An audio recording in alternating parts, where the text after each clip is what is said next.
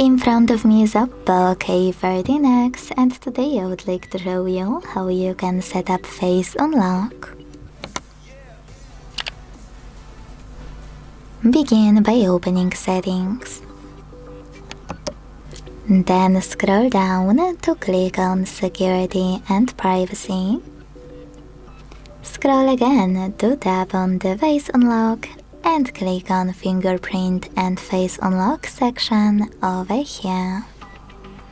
Now it's time to select face under ways to unlock and enter your current login method. Click on add now, keep your face in frame and follow all of the instructions from your screen.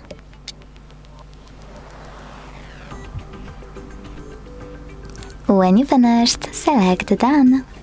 Then manage all of those options however you want to, and when you're ready, go back. So now, when I switch off my screen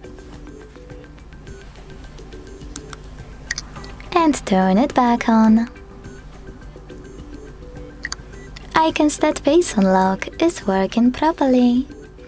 Thanks so much for watching. If you enjoyed this video, don't forget to leave a like, comment and subscribe.